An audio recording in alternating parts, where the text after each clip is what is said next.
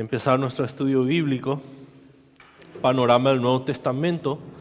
Es lo que estamos estudiando los miércoles, así que los que tienen su material pueden abrir en 1 Corintios. Estamos en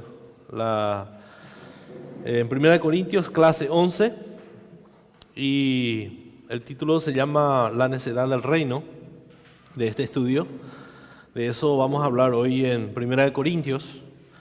Vamos a hacer un estudio panorámico de lo que es esta carta de Pablo a estos hermanos, a esta iglesia. Así que vamos a orar, mis hermanos.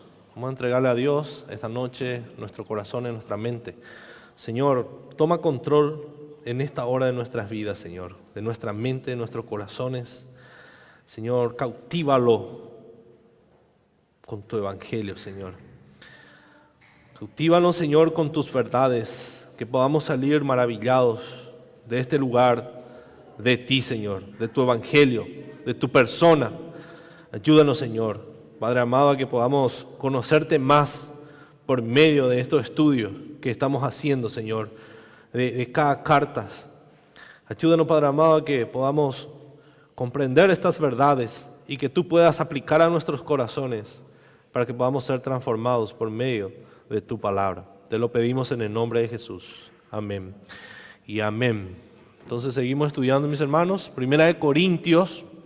Estamos conociendo a nuestro Dios por medio de estos estudios. Hoy vamos a hablar de la necedad del reino. De la necedad del reino. Entonces, en este tiempo hay mucho debate acerca de lo que hace que una iglesia sea sana. Y de hecho que nosotros aquí en este lugar, mis hermanos, buscamos que nuestra iglesia sea sana.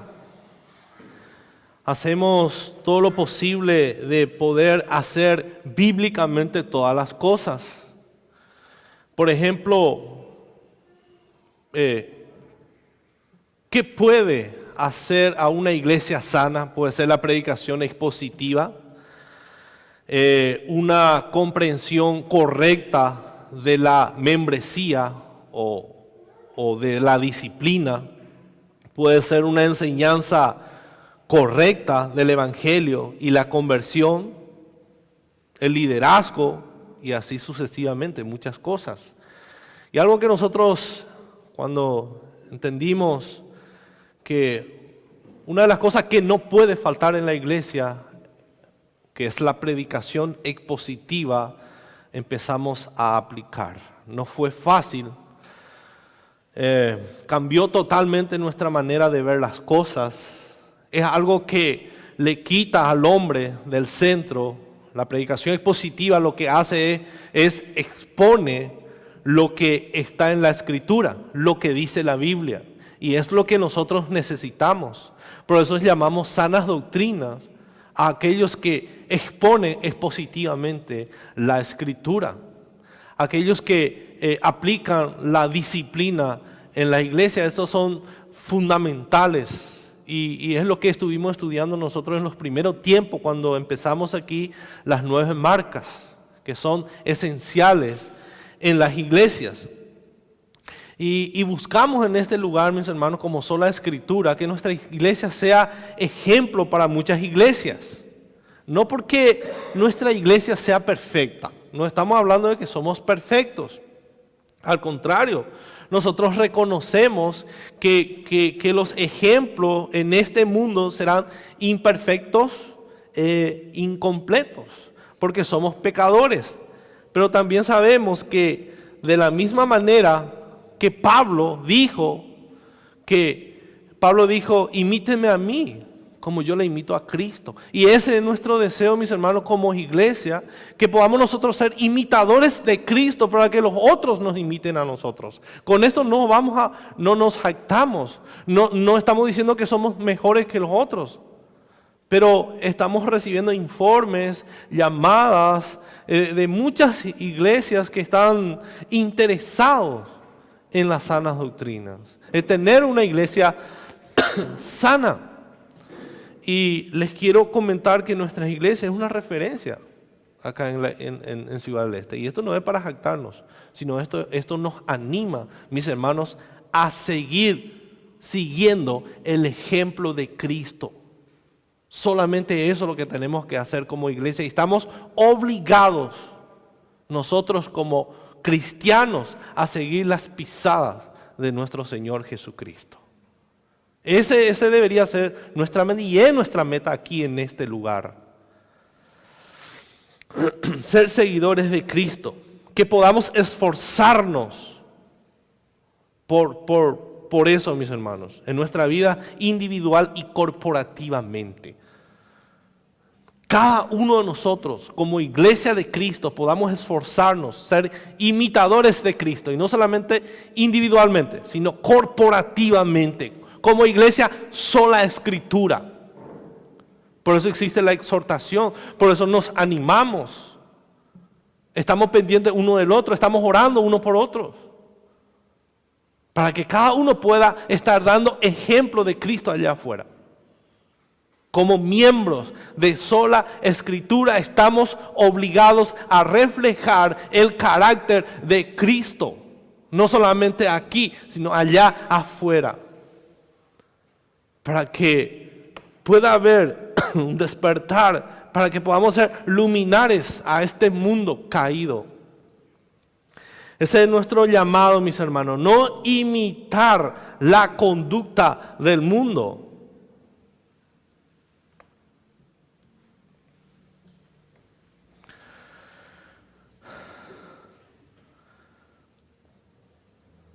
Si tuvieras que enseñar cómo debe ser una iglesia, o cómo debería ser una iglesia, ¿qué cuerpo de creyentes escogería como tu iglesia ejemplar? Es muy probable que buscaríamos una iglesia perfecta, ¿verdad? Una iglesia perfecta, una iglesia que está haciendo bien las cosas. No una iglesia a la que dirías, por ejemplo, lo que Pablo le dijo a los corintios. En 1 Corintios 3, capítulo 3, versículo 2 al 3. Miren lo que Pablo le dice. Os di a beber leche y no vianda, porque aún no erais capaces, ni sois capaces todavía, porque aún sois carnales.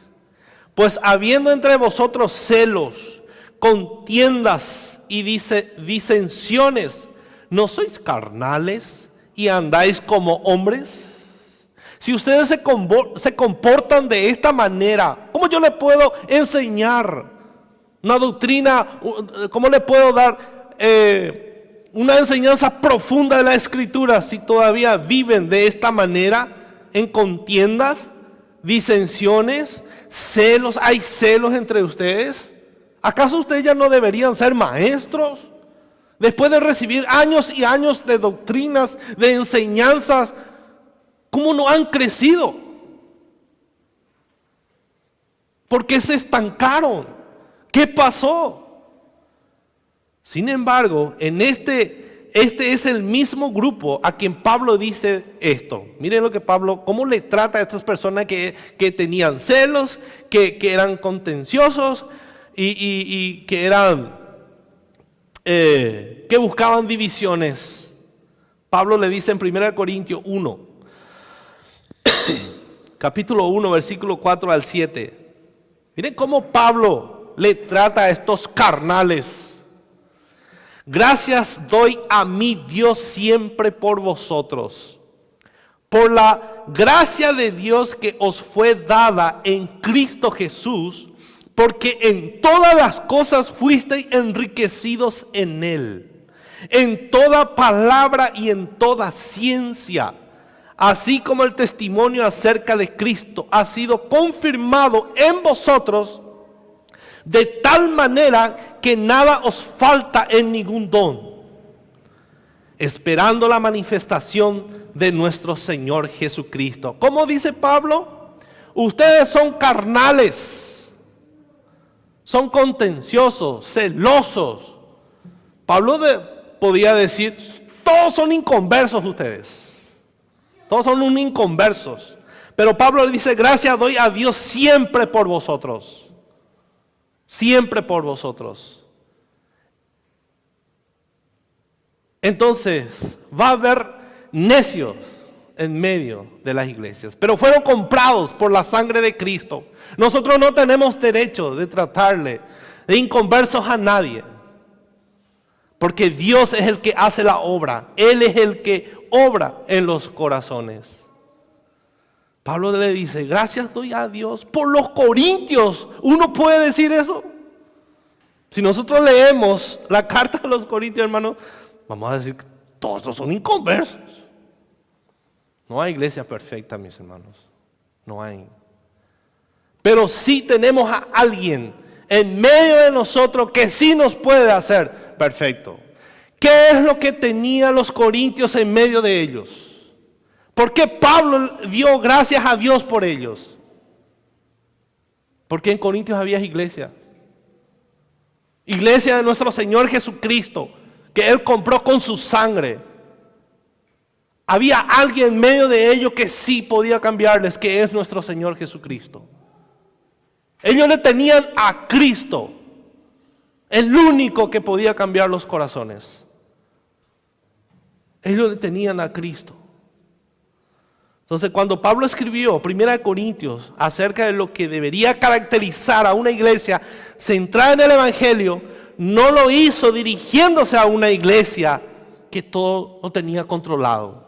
Esta iglesia era un desastre, humanamente hablando. Un desastre, había desórdenes, inmoralidades. Estaban muy lejos de eso.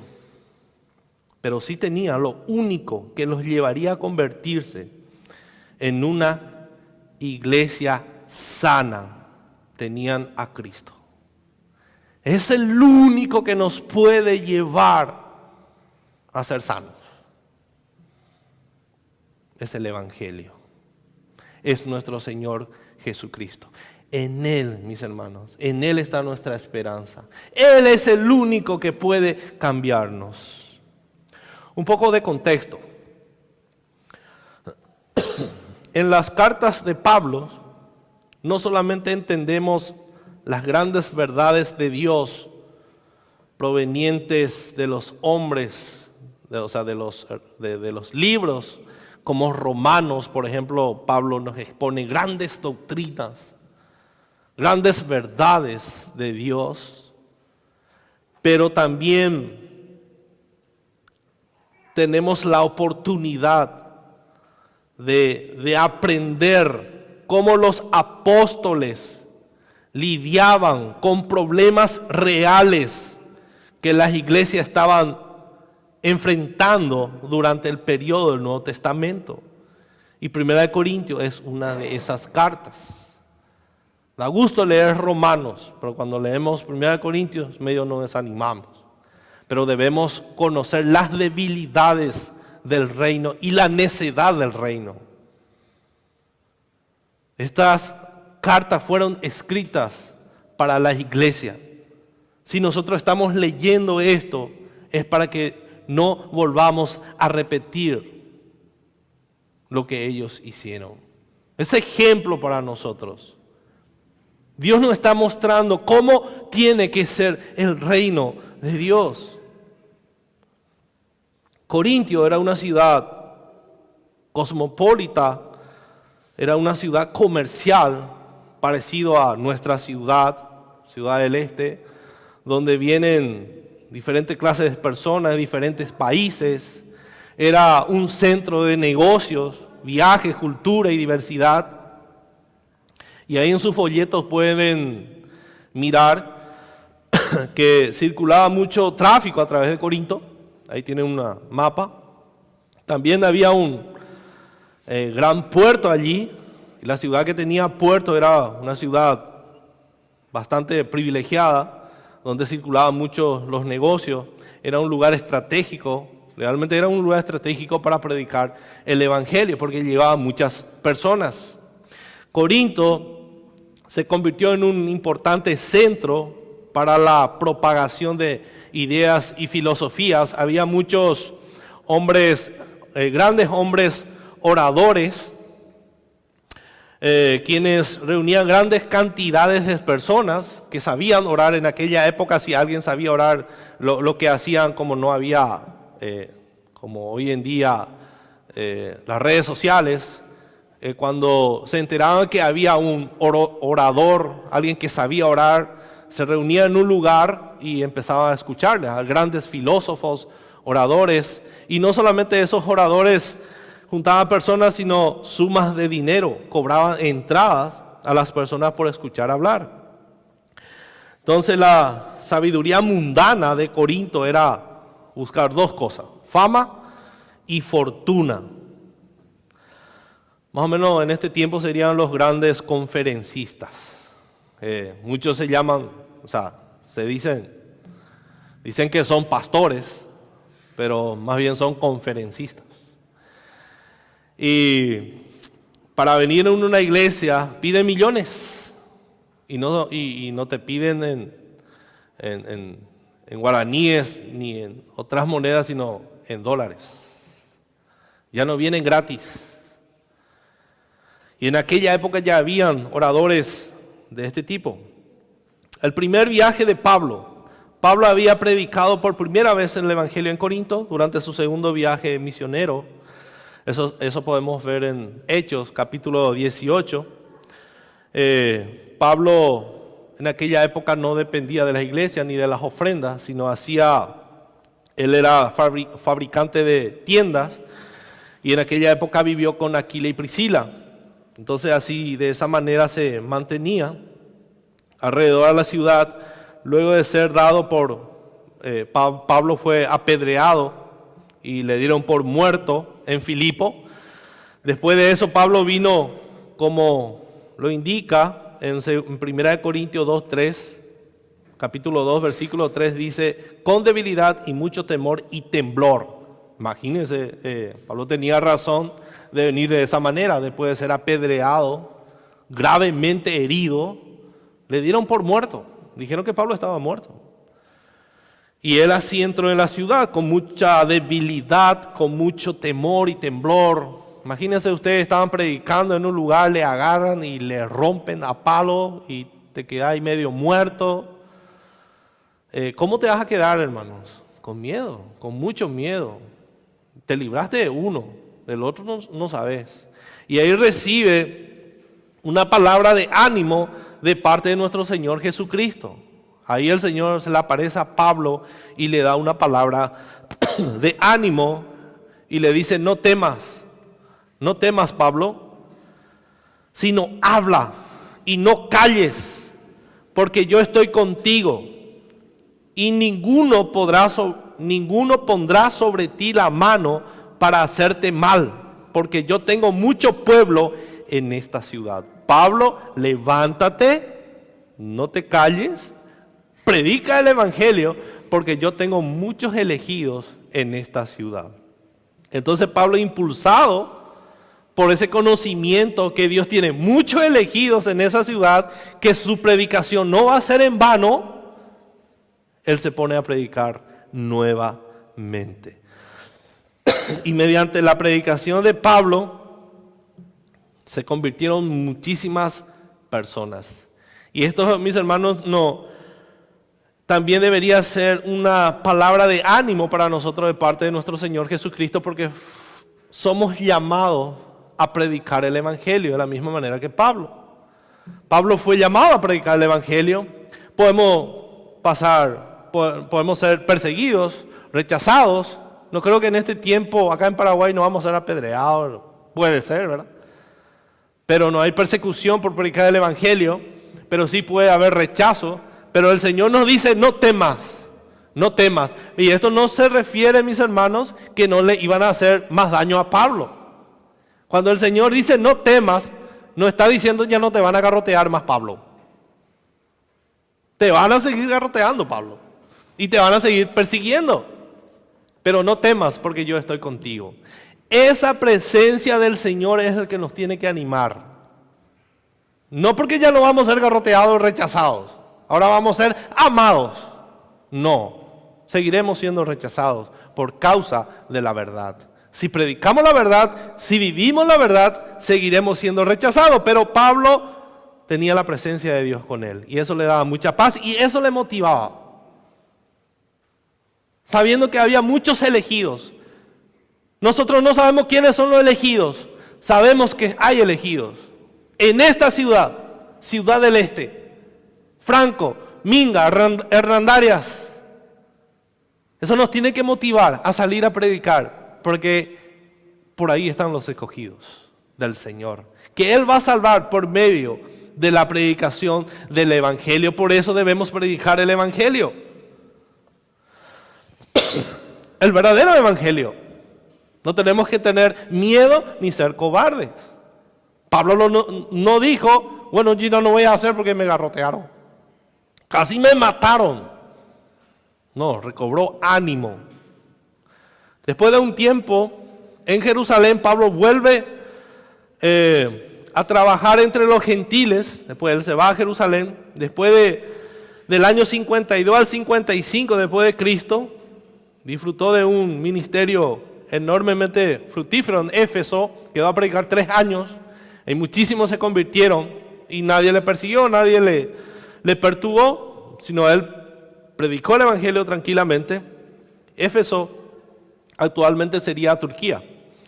Mientras tanto, de vuelta en Corinto, otros vinieron otros maestros entraron en Corinto a enseñar un evangelio no diferente. No eran falsos maestros. Pero ¿qué hacían estas personas con los maestros? Le idolatraban.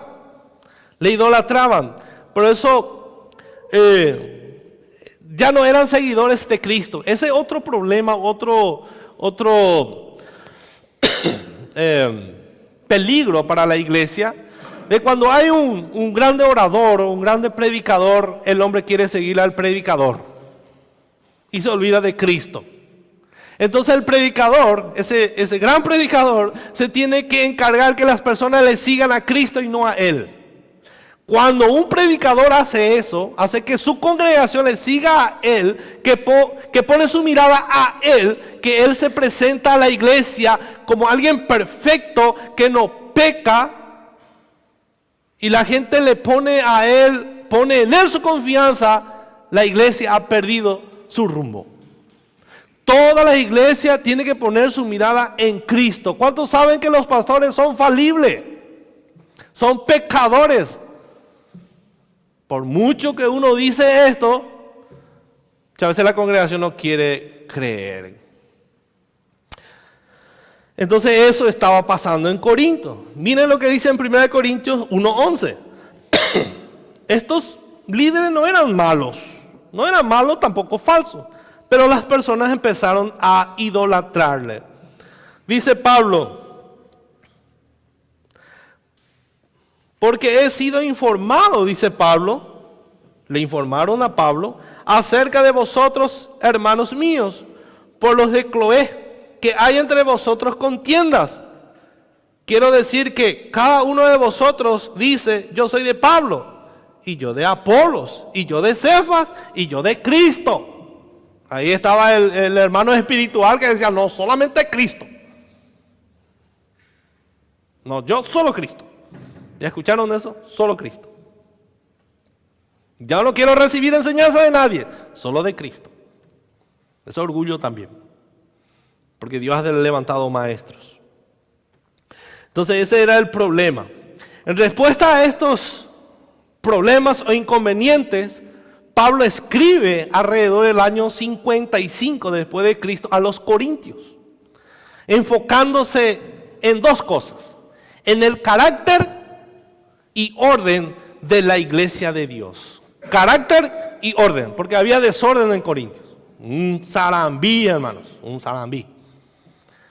Pero Pablo dice, doy gracias a Dios por ustedes.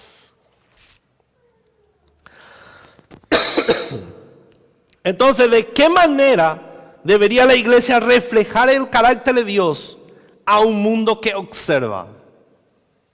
Eso es lo que el Señor nos quiere enseñar en esta noche. ¿De qué manera debería la iglesia reflejar el carácter? Porque eso es lo que tenemos que hacer como creyentes. Si somos creyentes, si somos cristianos, debemos reflejar el carácter de Cristo. El mismo amor, por ejemplo, el mismo amor que nos tuvo Cristo, es lo que nosotros tenemos que dar. Entonces la iglesia, ¿qué tiene que hacer? ¿Cómo vamos a reflejar, mis hermanos, el carácter de Cristo? ¿Quién va a hacer eso? ¿Quién tiene que obrar en nuestros corazones para que podamos reflejar el carácter de Cristo y ser más como Cristo? O nuestra manera de hablar, de pensar. ¿Se acuerdan? El domingo dijimos que nuestra mente tenemos que reorientar. ¿Hacia qué? Hacia el Evangelio. Entonces la iglesia necesita, para reflejar el carácter de Cristo, es el Evangelio. Eso es lo que el Evangelio es el que tiene que obrar en nuestros corazones para que podamos ser transformados. Y la iglesia debe estar centrada, en el Evangelio. ¿Quién tiene que organizar la iglesia? ¿Tiene que organizar el pastor o el Evangelio? A mí me parece que tenemos que hacer acá, tener que poner luces, porque eso le va a atraer a la gente. ¿Eso es lo que dice el Evangelio? Yo creo que no es lo que yo creo. Acá el Evangelio debe ser el principio organizador de la iglesia. De la iglesia. Fíjese lo que Pablo dice. 1 Corintios estamos, capítulo 1, versículo 22 al 24.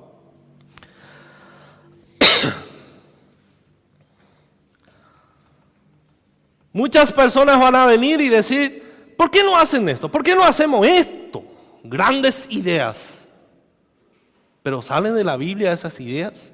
Pablo dice, porque los judíos piden señales. No, muéstranos señales si verdaderamente ustedes son de Cristo. Señales.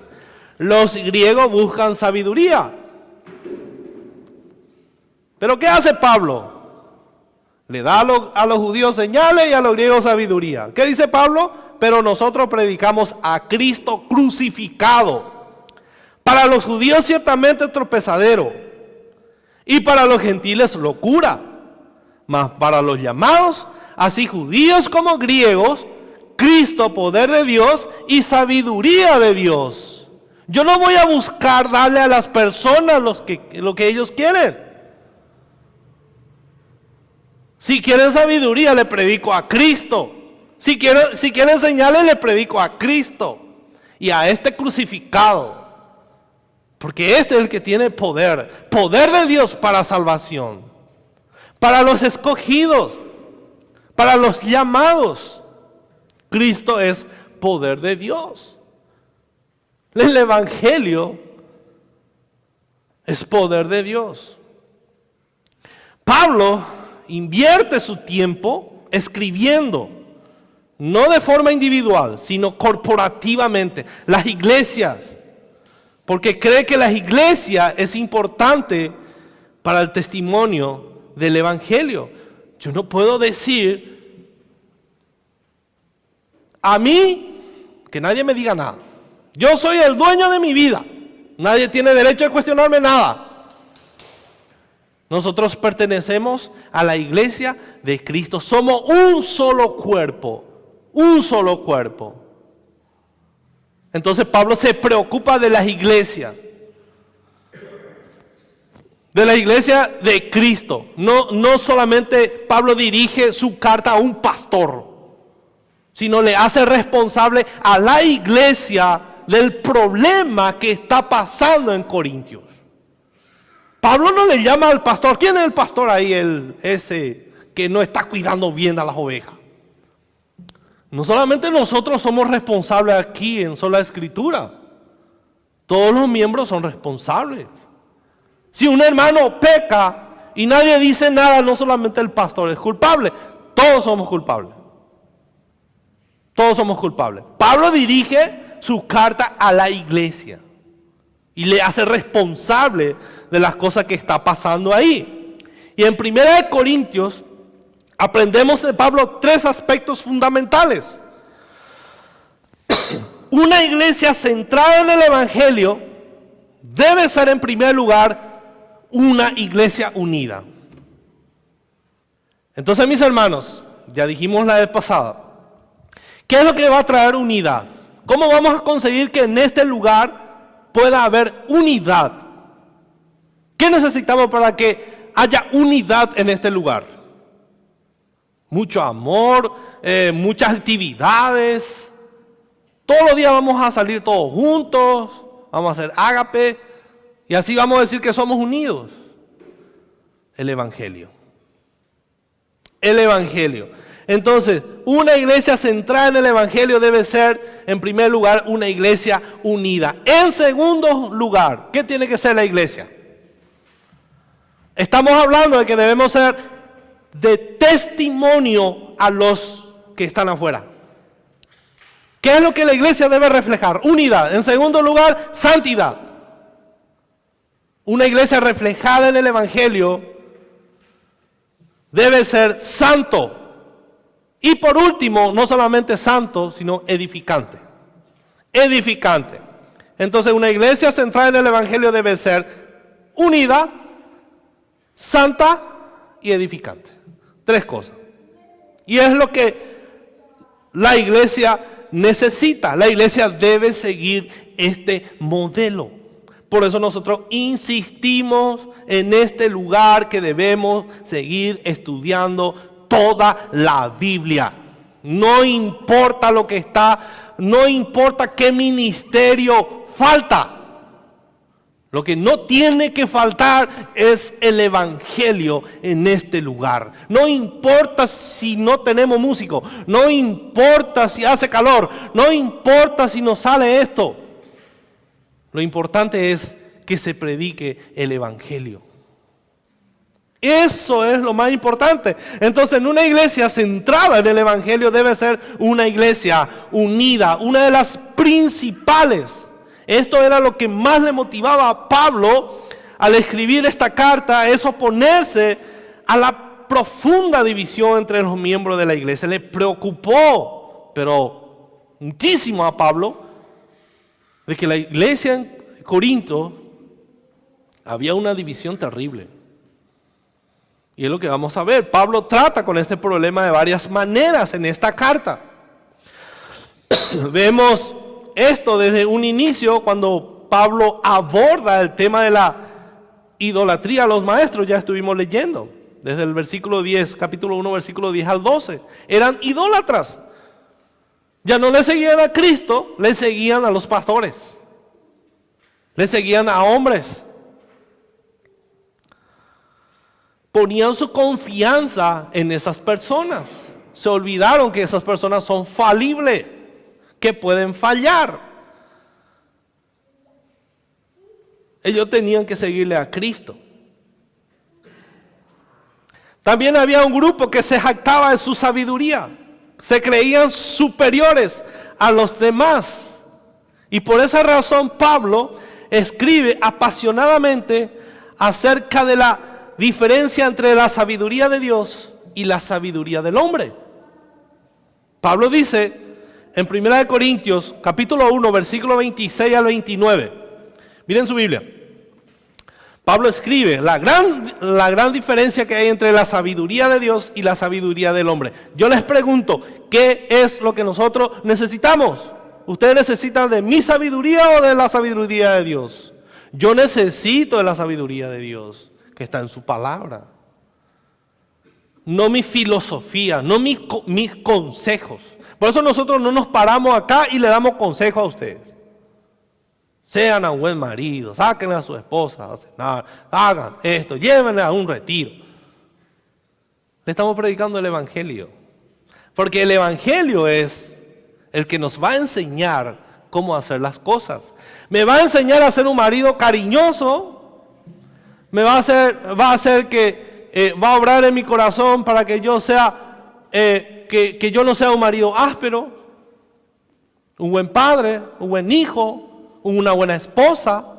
¿Quién es el que va a hacer eso? ¿El pastor va a lograr eso o el evangelio? El evangelio, mis hermanos. El evangelio. Yo le puedo dar miles de consejos a ustedes, pero el evangelio es el que va a cambiar los corazones. El evangelio. Dice Pablo en 1 Corintios 1, 26 al 29, pues mirad, hermanos, vuestra vocación, que no sois muchos sabios según la carne, ni muchos poderosos, ni muchos nobles, sino que lo necio del mundo escogió Dios para avergonzar a los sabios, y lo débil del mundo escogió Dios para avergonzar a lo fuerte, y lo vil del mundo y lo menospreciado escogió Dios, y lo que no es, para deshacer lo que es, a fin de que nadie se jacte en su presencia. Nunca nos olvidemos de esto, es que nosotros no somos nadie. No somos nadie. Acá la gloria tiene que llevar Dios y no los hombres. Dios es el que hizo toda la obra en nosotros. Dios fue el que nos salvó, Dios fue el que nos rescató, Dios fue el que nos limpió de nuestros pecados. Dios es el que está obrando en nosotros y obrará hasta el final. ¿Qué somos nosotros? ¿De qué me voy a jactar? De nada. ¿Cómo me voy a sentir superior a lo demás? ¿De qué? ¿O por qué? Porque no fueron mis obras. Así la unidad del reino promueve, encuentra su fundamento en la cruz de Cristo, no en los hombres, en el evangelio y no en la elocuencia de palabras de hombres o la influencia de un cargo o la fuerza de una personalidad humana. No, no está ahí nuestro fundamento. No está ahí nuestro fundamento. No puede ser un gran predicador, pero sigue siendo un pecador. Uno puede ser de gran influencia, tiene un cargo grande en la iglesia, pastor. ¿Y qué? Es un don que está usando y tiene que hacer para la gloria del Señor. Un diácono es un don. Tiene que hacer para la gloria del Señor. No somos nadie. Muchas personas asisten en la iglesia por causa del pastor. Lastimosamente, mis hermanos, esta motivación está totalmente equivocada. Si una persona está en una iglesia por el pastor, tarde o temprano, eso va a salir a luz. Porque ¿qué pasa cuando el pastor muere? ¿Qué pasa si el pastor peca? ¿Dónde va a terminar esa persona? ¿Dónde va a estar su confianza ahora? ¿O el pastor nunca va a morir? Claro que va a morir. Es humano. ¿Cuántos saben que el pastor puede decepcionar? Tal vez nunca hace, pero algún día va a fallecer. Igual te va a decepcionar. Tenía que morir. Va a morir, va a desaparecer. Entonces, nuestra fe, mis hermanos, no puede estar edificada sobre una persona. Nuestra fe tiene que estar cimentada, edificada sobre nuestro Señor Jesucristo. Y de eso también se tienen que encargar los líderes, enseñar a la iglesia.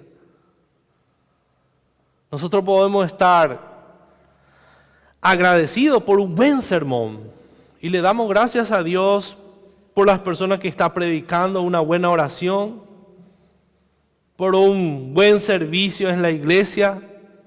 Podemos estar agradecidos a los diáconos por el buen trabajo que hacen en la iglesia. Podemos estar agradecidos a los maestros de niños. Pero primeramente, ¿a quién tenemos que agradecerle? tenemos que agradecerles a Dios por su bondad y por su misericordia. Porque si no fuera por Él, nada existiría. No somos nadie. No somos nadie. Entonces debemos jactarnos solamente y únicamente en Jesucristo. ¿Por qué? Porque Él es nuestro Redentor y nuestra sabiduría. Él es nuestra sabiduría. En Él encontramos todo lo que necesitamos, mis hermanos. Solo Él es digno de nuestra primera y única lealtad.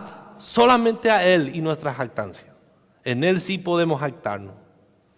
Y todo verdadero predicador o maestro del Evangelio dirigirá a los hombres y mujeres solamente hacia Cristo y nunca hacia Él. Nunca. Ese es el verdadero pastor. Dirige a la congregación hacia Cristo, solo a Cristo y no a sí mismo. Esa es la primera clave de la unidad que vemos en esta carta. Que solamente Cristo, necesitamos a Cristo. En segundo lugar, Pablo demuestra que la desunión es una señal de la carne. Capítulo 3, versículo 3.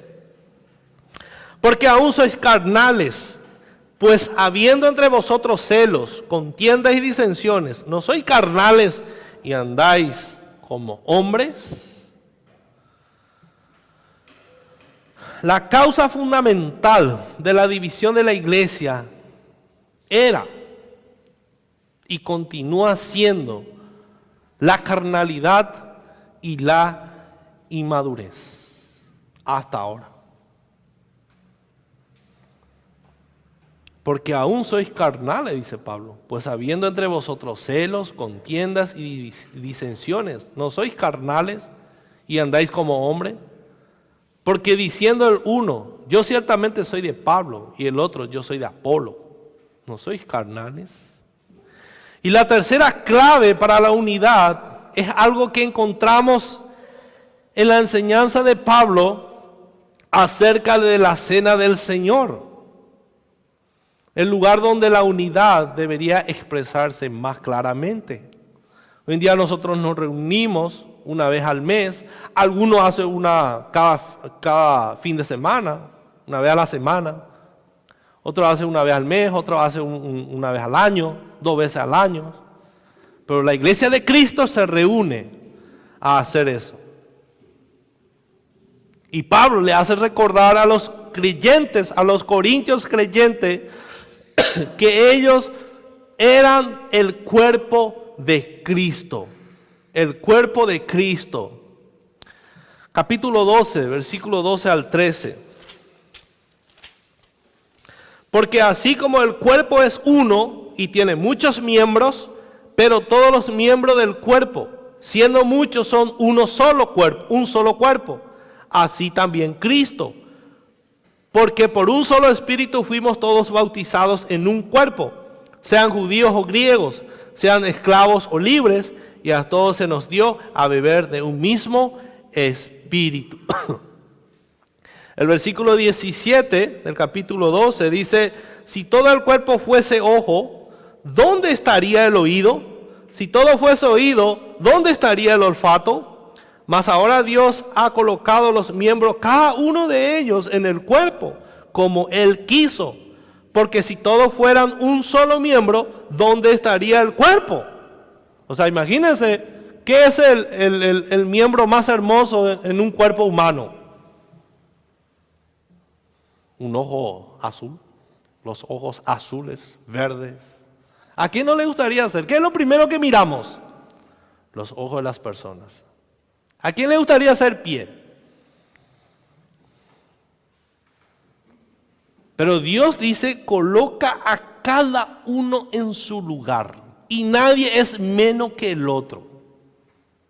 Y nadie puede desear el don que Dios le dio a otro. Yo tengo que estar conforme con el don que el Señor me dio. ¿Qué pasaría si aquí todos somos predicadores? Todo en el púlpito. Y los diáconos, y la que limpia la iglesia, los maestros de niños. ¿Quién le va a enseñar a los niños? ¿Quién estaría allá en la cabina? Si Francisco y David fueran predicadores. ¿Se anima ustedes a hacer? Cada uno está donde el Señor le puso. Y tenemos que estar conforme con eso. Eso es lo que Pablo le estaba diciendo. Entonces la iglesia está compuesta por la diversidad de dones espirituales dentro de la iglesia. Pero somos un solo cuerpo. En este tiempo ya no nos... En esa época había la división entre judíos y gentiles. En este tiempo, ¿qué clase de divisiones se encuentran presentes en las iglesias? O en nuestras actitudes o acciones hacia los demás.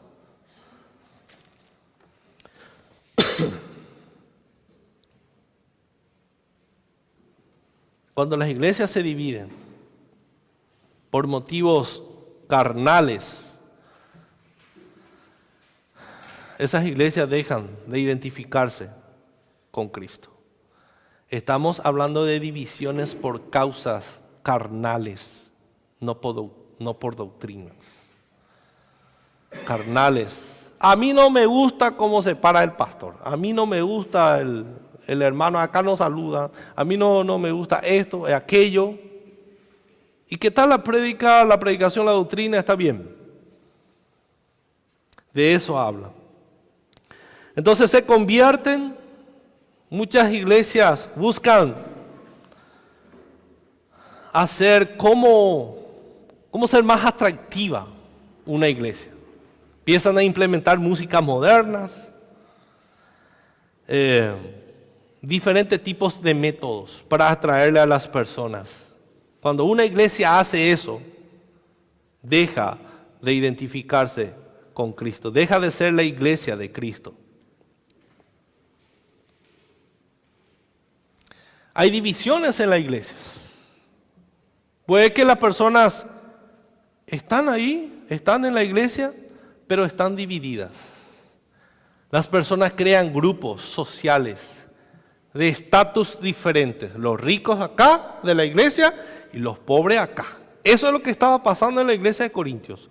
Los ricos se juntaban en un lugar porque ellos llevaban las mejores comidas, las más ricas.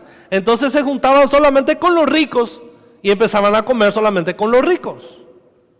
Los pobres se quedaban aparte. Otros comían más rápido que el otro. Mientras el otro llegaba, él ya comía todo. El hermano se atrasó y ya se quedó bajo la mesa. No se esperaban para comer. Eso estaba pasando en Corintios. Hermano, tenemos que tener cuidado de querer juntarnos solamente con personas que nos agradan. Este grupito acá y este grupito acá. Empiezan las divisiones. Empiezan las divisiones. Entonces el evangelio se aprovecha al máximo cuando nos unimos a personas que no son como nosotros y cuya unidad solo puede expresarse en relación al evangelio. Debemos amarnos. Esto no quiere decir que no tenemos que tener amigos. Claro que sí, mis hermanos. Pero no despreciarle a nadie. No despreciarle a nadie. Con todos tenemos que juntarnos. Todos somos iguales delante de Dios. Y debemos mostrar esa unidad como iglesia.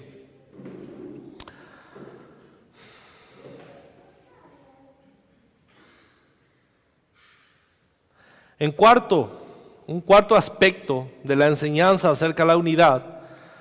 Si debemos promover la unidad en nuestras iglesias, debemos amarnos mutuamente sin egoísmo. El amor y la consideración por los demás deberían gobernar lo que hacemos. ¿Quién se iba a querer juntar con las iglesias de Corintio? Pablo fue paciente. Pablo dio gracias a Dios por ellos. Y dice en el capítulo 8 que había personas débiles y personas fuertes. Le decían a los fuertes que tenían que cuidar para que no sean de tropiezo a los débiles. Le exhortaba a los gentiles para que no sean tropiezos a los judíos. También le exhortaba a los judíos para que no sean de tropiezo a los gentiles. Porque somos uno. Somos la iglesia de Cristo. Eso Pablo entendía perfectamente, mis hermanos. Ya no hay griego ni judío. Todos somos de Cristo. Eso es lo que a nosotros nos tiene que preocupar. Que podemos ser de tropiezo a la iglesia de Cristo. Y que a mí si a él no le gusta. Que se vea él o ella. Ya no se trata de mí, lo que a mí me gusta. Se trata de la iglesia de Cristo. Eso es lo que yo tengo que tener bien presente. En el capítulo 9, los derechos personales de Pablo. Pablo se puso como ejemplo. Pablo se negó a sí mismo, no puso sus derechos de apóstol en primer lugar. Pablo dice, yo puedo recibir dinero de la iglesia, pero yo no quiero ser tropiezo para nadie. Si ustedes no quieren dar, yo no quiero ser tropiezo para nadie. ¿Acaso nosotros no podemos recibir dinero? El obrero es digno de su trabajo.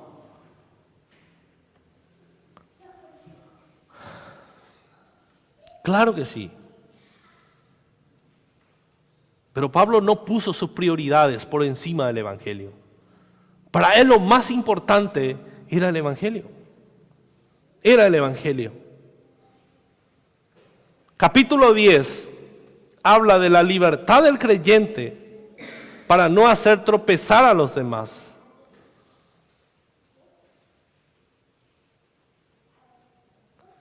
Esto debería ser fundamental para cada uno de nosotros, mis hermanos. La preocupación por los otros es fundamental en una iglesia cristiana. No podemos decir, ¿y a mí qué? Se trata de la iglesia de Cristo. Cuando yo estoy diciendo eso, estoy pecando gravemente en contra de mi hermano y en contra de Cristo. Porque no es fulano. Ese fulano, imagínense Pablo, si despreciaba a la iglesia de Corinto, si Pablo no le hacía caso, esos pecadores, deja que se pudran en el infierno. Pablo entendía que en ese lugar había iglesia de Cristo. Y eso era lo que a él verdaderamente le preocupaba. Esas personas fueron compradas por precio de sangre. Si yo le hago tropezar a uno de los pequeñitos, eso no es poca cosa. No es contra fulano, es contra Cristo. Es contra Cristo. Por eso Pablo, al llegar en el capítulo 13, famoso capítulo, habla del amor, la supremacía del amor. Si yo hablase lenguas humanas y angélicas y no tengo amor, vengo a ser un metal, como metal que resuena o címbalo que retiene. ¿De qué me sirve hablar en lengua? ¿De qué me sirve tener los mejores dones, pero si yo no amo? ¿De qué me sirve ser un gran predicador si yo no amo? ¿De qué me sirve jactarme de la gracia de Dios si yo no amo? Si yo no expreso el amor de Cristo hacia los demás. ¿De qué me sirve decir que soy cristiano y no doy el amor que Cristo derramó en mi corazón? ¿De qué me sirve? Nada.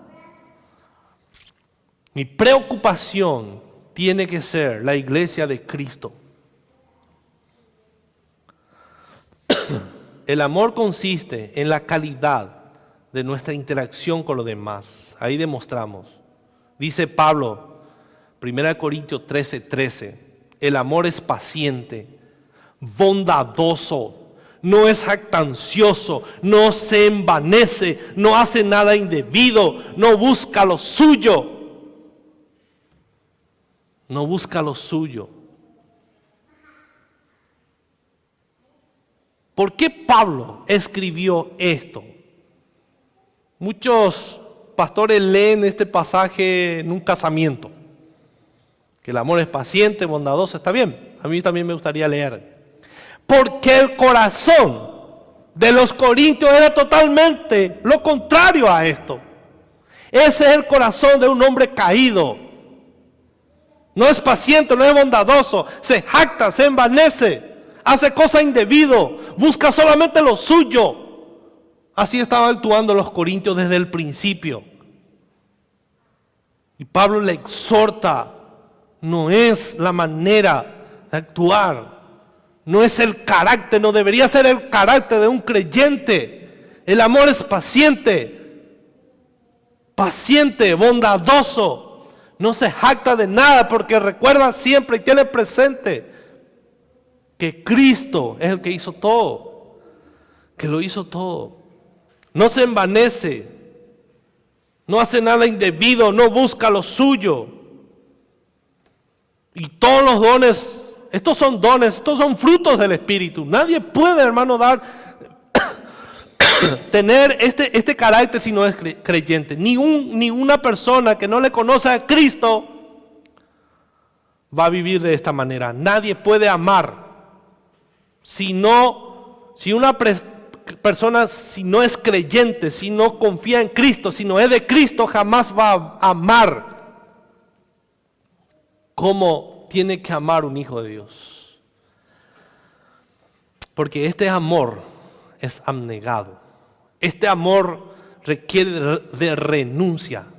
No es cuando yo siento tengo que amar, yo decido amar. El creyente decide amar. Es un amor, es algo que nosotros decidimos hacer. Es un mandamiento. Dice la fe, la esperanza y el amor. Todos son maravillosos. Pero el mayor de ellos es el amor. Es el amor. Entonces, si nos aferramos al Evangelio y nos unimos alrededor de esa verdad, no habremos vivido en vano en este mundo. ¿En qué vida le vas a amar a tu cónyuge si no haces en esta vida? ¿En qué vida vas a servir a tus hermanos si no haces en esta vida? Solo tenemos esta vida para hacer, mis hermanos. Solamente tenemos esta vida para servir, para amar y para vivir la vida cristiana. Solamente en esta vida.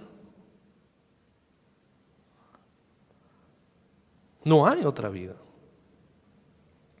La vida que nos espera es una vida de perfección, una vida con nuestro Señor Jesucristo por toda la eternidad, donde todos vamos a ser perfectos. Entonces la unidad. Una iglesia centrada en el Evangelio, en segundo punto, debe ser santa.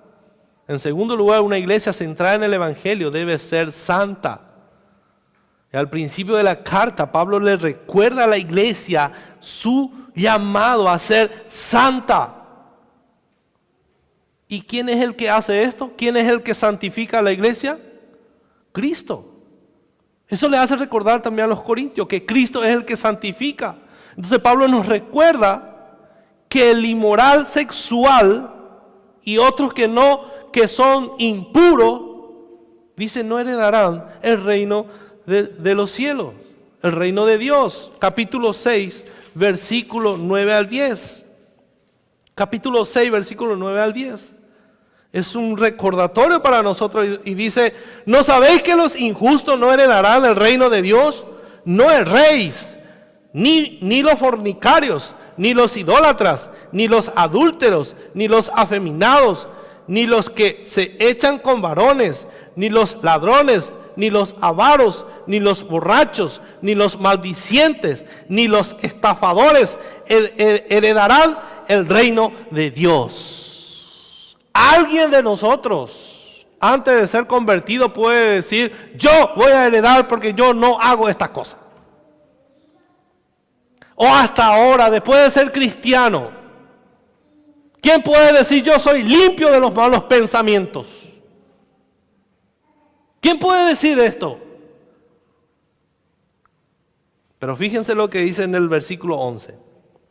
Y esto erais algunos, mas ya habéis sido lavados, ya habéis sido santificados, ya habéis sido justificados en el nombre del Señor Jesús y por el Espíritu de nuestro Dios. Ahí está la diferencia, mis hermanos. No es porque nosotros somos mejores de aquellos que no le conocen a Cristo, sino nosotros fuimos justificados, lavados y santificados por Cristo. Por eso debemos, mis hermanos, vivir el Evangelio, amar el Evangelio, amar el Evangelio.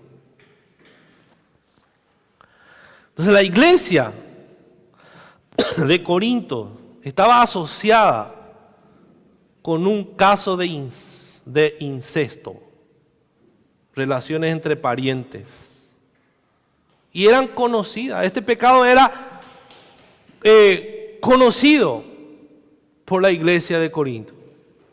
Es un pecado escandaloso, incluso entre los paganos. Dice en el capítulo 5, versículo 1 al 3. De cierto se oye que hay entre vosotros fornicación, y la fornicación cual ni aún se nombra entre los gentiles, tanto que alguno tiene la mujer de su padre. Y vosotros estáis envanecidos. ¿No deberíais más bien haberos lamentado para que fuese quitado de en medio de vosotros el que cometió tal acción? Ciertamente yo, como ausente en cuerpo, pero presente en espíritu, ya como presente he juzgado al que tal cosa ha hecho. Tienen que echarle fuera a Satanás.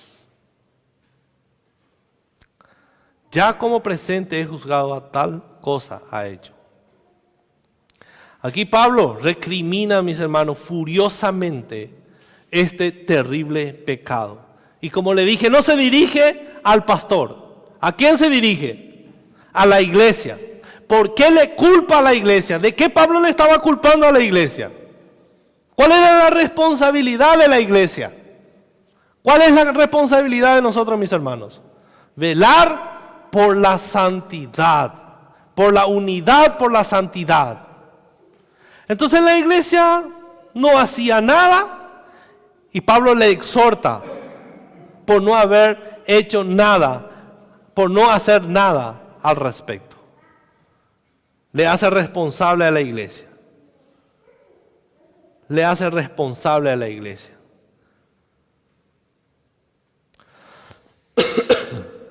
Entonces, haciendo énfasis en este llamado a la santidad, Pablo ofrece en el capítulo 10 una advertencia de la historia de Israel, de que empezar bien no es garantía de perseverar en la fe. Lo importante es seguir perseverando hasta el final y terminar bien. Muchos pueden empezar bien, pero termina mal.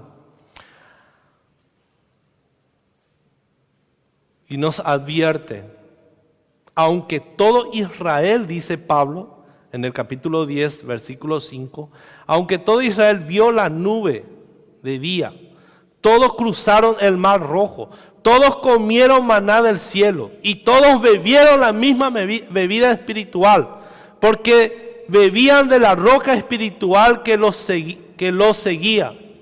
Y la roca era Cristo. La roca era Cristo. Y aún así quedaron postrados en el desierto. Es algo serio, mis hermanos. Pero por eso la disciplina es fundamental en la iglesia. Debe haber disciplina en la iglesia. En una iglesia donde no hay disciplina, esa iglesia no puede ser una iglesia sana. no puede ser una iglesia sana. Pablo hizo un llamado a los corintios y también a nosotros, diciéndonos para que no codiciemos. Estas cosas son ejemplos para ustedes, para que no codiciemos cosas malas como ellos codiciaron. Y menciona ahí en ese pasaje, específicamente menciona la idolatría, la inmoralidad sexual, el tentar a Cristo y quejarse. Y concluye con esta aplicación en el capítulo 10, versículo 11 al 12. Capítulo 10, versículo 11 al 12. Dice, y estas cosas les acontecieron como ejemplo y están escritas para amonestarnos a nosotros, a quienes han alcanzado los fines de los siglos. Así que el que piensa estar firme, mire que no caiga. El hermano espiritual, que se cree espiritual, que se cuide, que no caiga. Todos somos débiles, hermanos. Necesitamos agarrarnos fuertes de Cristo. En Él nuestra mirada y la exhortación debe haber en medio de nosotros. Y termina con un recordatorio de que al interactuar con el mundo, todo es permitido, pero no todo nos conviene. Vivimos en el mundo, no vivimos en una burbuja, todo entre cristianos. Vivimos en el mundo. Todo me es permitido, pero yo tengo que saber que no todo me conviene. No todo me conviene. Entonces debemos ser prudentes, observar nuestras vidas cuidadosamente, en lugar de vivir de una manera deshonesta e impía. A esto nos llama Pablo. Debemos practicar la disciplina eclesiástica con amor.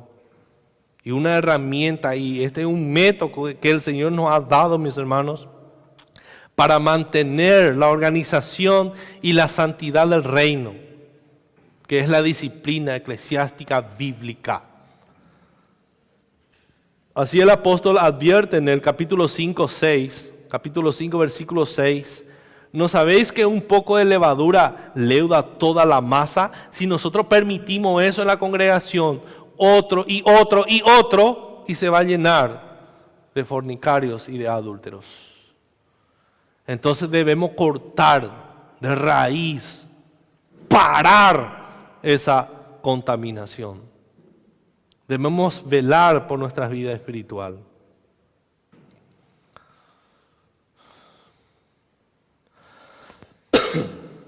¿No sabéis que un poco de levadura leuda toda la masa? Cuando aparecen pecados públicos, porque también están los pecados cometidos y el hermano se arrepiente. No es necesario hacer público, no es necesario echarle a la iglesia. Por eso cuando un hermano peca y yo sé, me acerco a él, no se arrepiente, llevo testigo, no se arrepiente delante del pastor, no se arrepiente delante de la congregación. ¿Cuántas oportunidades nos da Dios para arrepentirnos? Un creyente verdadero no va a llegar hasta el último punto. En primero tal vez se va a revelar, en segundo al llegar al pastor ya se tiene que arrepentir. Si es creyente ya se tiene que arrepentir. Entonces el Señor nos da muchas oportunidades para arrepentirnos. No es que la buena y la primera ya le echamos al hermano. No, está el arrepentimiento. El hermano se arrepiente, nadie sabe, termina ahí. Opa. Pero cuando un pecado se hace público, esa persona tiene que hacer pública su pecado. Tiene que confesar delante de la congregación. Cuando un pecado sale, varios hermanos se enteraron de que un hermano hizo algo malo. Entonces eso ya no es algo privado, es público. Entonces tiene que confesar delante de la congregación. Y eso crea mucho temor, mis hermanos. ¿Se acuerdan de Ananías y Zafira? ¿Por qué el Señor les llevó? De onda. Creó mucho temor en medio de la congregación. La disciplina hace eso. Entonces, como iglesia, como asamblea, abordamos esos problemas. Por eso existen los miembros. Solamente los miembros participan y los miembros son los que juzgan. Y si es necesario, debemos sacarle a ese hermano, entre comillas, que no se arrepiente, de la iglesia. Vamos a considerar las dos cosas, la unidad y la santidad. A menudo en la iglesia de hoy no abordamos un pecado específico en la congregación por medio de fracturar esa unidad. O decimos, no, pero si le exhortamos y le confrontamos puede salir de la iglesia. Hay mucho temor de parte de los líderes. Y más cuando una persona tiene mucho dinero y está en la congregación y hizo cosas malas. Muchos líderes tienen temor de que esa persona salga de la iglesia porque va a dejar de ofrendar. Eso es lo menos que nos tiene que preocupar, hermanos. No importa, nosotros tenemos que velar por las almas, no por los bienes de las personas. Una iglesia centrada en el Evangelio debe ser edificante. Debe ser edificante. Y eso nos lleva al tercer tema en esta carta. Es interesante ver cómo Pablo lidia con serios problemas de tal forma que los corintios puedan actuar de manera que se edifiquen entre sí. Y una estrategia que usa Pablo es animarnos a renunciar a nuestros derechos.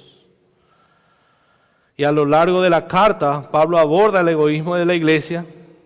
Ese egoísmo o egocentrismo dio lugar a las facciones partidarias que mencionamos anteriormente, a la confusión y el uso de los dones y al hecho de no considerar a los demás. Cada uno pensaba solamente en sí mismo. Cada uno pensaba en sí mismo. Los dones, ¿cuándo saben que los dones no son para nosotros, mis hermanos? No son para nosotros, es para los otros, es para la edificación de la iglesia. Es que me voy a gastar, si el Señor me ha dado el don de predicar, de limpiar, no sé, es para usar, para la edificación de la iglesia, es para mis hermanos. Por eso cuando llega el domingo yo tengo que apurarme en prepararme para venir a la iglesia, porque el Señor quiere usar mi don. Cuando nos reunimos, el Señor usa nuestros dones para la edificación de la iglesia. Eso yo tengo que ser consciente. Ni un cristiano puede decir, yo no tengo ni un don. No sé lo que voy a hacer. No, nadie puede decir eso. Cada creyente tiene un don. El Señor les ha dado para que use para la edificación de la iglesia. Entonces yo tengo que renunciarme a mí mismo, a mis derechos y velar por los demás, ocuparme por los demás, interesarme por los demás, no enfocarme solamente en mí. Dice el pastor Mark Dever, el dejar a un lado mis derechos por el bien de otros es un reflejo tan poderoso del Evangelio, porque eso es exactamente lo que ha hecho Jesús por nosotros. La belleza de la cruz está en la humildad de aquel que voluntariamente abandonó el cielo por nuestro bien cuando tenía todo el derecho de dejarnos en nuestros pecados. ¿Quién es nuestro ejemplo? Nuestro Señor Jesucristo. Dejó su reino para venir a servirnos. Él no vino a ser servido, sino a servirnos. Nosotros, ¿qué somos, hermanos? Nadie. Entonces no estamos en la iglesia para ser servidos, sino para servir. El que nos sirve, no sirve para nada. No sirve para nada.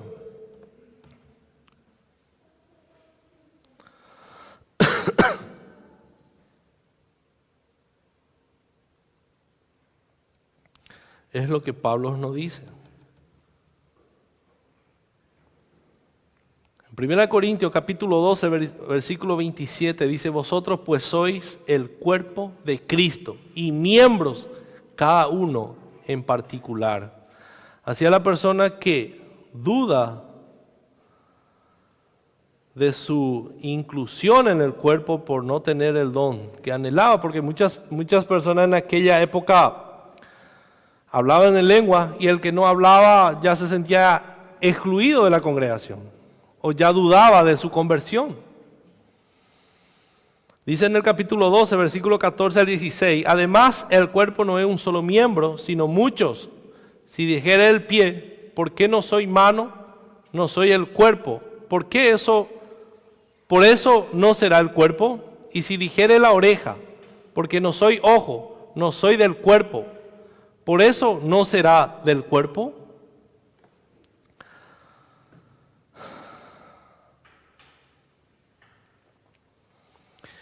Ni el ojo puede decir a la mano, no te necesito, ni tampoco la cabeza a los pies. No tengo necesidad de vosotros. Antes bien, los miembros del cuerpo que parecen más débiles son los más necesarios. Y aquellos del cuerpo que nos parecen menos dignos, a estos vestimos más dignamente. Y lo que en nosotros y en los que nosotros son menos decorosos, se tratan con más decoro. O sea, nadie está de balde en la iglesia. Nadie es menos importante que los demás. Como resultado, el principio de Pablo para los dones espirituales es para la edificación. En el capítulo 14, versículo 12 dice, así también vosotros, pues que anheláis dones espirituales, procurad abundar en ellos para edificación de la iglesia. Para eso son los dones. No podemos estar despreciando nuestros dones o anhelando los dones de los demás.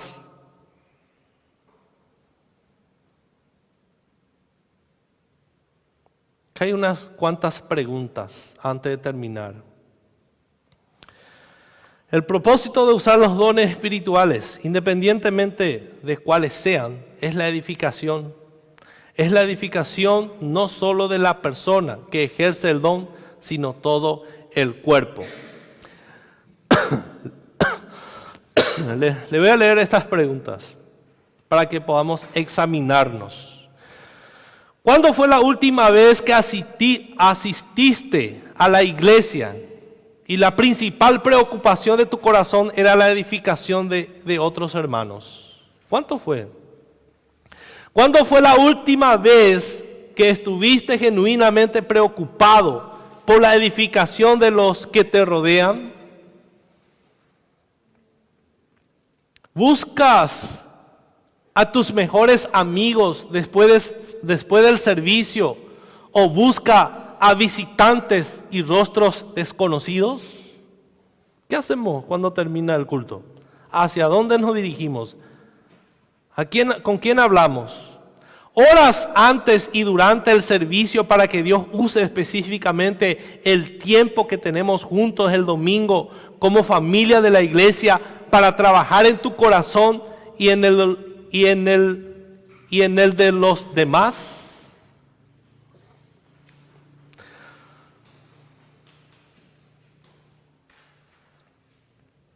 ¿Son estos pensamientos nuevos o desafiantes para ti? Entonces es un buen momento para que empecemos a pensar en lo demás, usar los dones para lo demás y pensar menos en nosotros mismos. Mis hermanos, oremos para que nuestras iglesias continúe siendo un lugar donde cada uno de nosotros busque la edificación de los demás y no la autopromoción. Eso debemos buscar. La iglesia centrada en el Evangelio debe caracterizarse por la unidad, por la santidad y la edificación. En todas estas cosas no debemos pensar como el mundo, debemos tener el Evangelio como principio organizador de nuestras vidas. Otras preguntas. ¿Solucionamos los conflictos o somos partes del conflicto? ¿Qué somos en la iglesia? Resistimos a la tentación de jactarnos o incluso de adorar a otros seres humanos o nos rendimos a ella. ¿Somos absolutamente puros en nuestra relación con el sexo opuesto o somos calculadores y comprometedores? ¿Usamos nuestros dones espirituales para edificar a todos los miembros de la comunidad cristiana o acaparamos nuestros dones o usándolos solamente para nuestro beneficio personal? Nuestras acciones están motivadas por el amor y el deseo de edificar a los demás o por alguna otra motivación inferior. ¿Somos dadores o tomadores? ¿Vienes a la iglesia solo para consumir? Estas son las preguntas que debemos considerar. ¿Somos consumidores o dadores? Debemos ser dadores, mis hermanos. Dadores, así como Cristo lo es. Entonces consideremos estas cosas para nuestras vidas y oremos fervientemente por ellas para nuestras iglesias. Que la iglesia sola escritura sea conocida por la unidad, por su santidad y porque somos edificantes. Amén, mis hermanos. Que el Señor nos ayude en esto. Señor, ayúdanos, Padre amado, a que podamos vivir así como dice tu evangelio, Señor. Pensar en los demás, pensar menos en nosotros, usar los dones para la edificación de tu iglesia. No somos mejores que otros, todos somos iguales delante de ti, Señor. Y que cada uno podamos vivir para tu gloria, que busquemos la unidad, la santidad, todos juntos, para la gloria de tu nombre, Señor. En el nombre de Jesús, ayúdanos, Señor.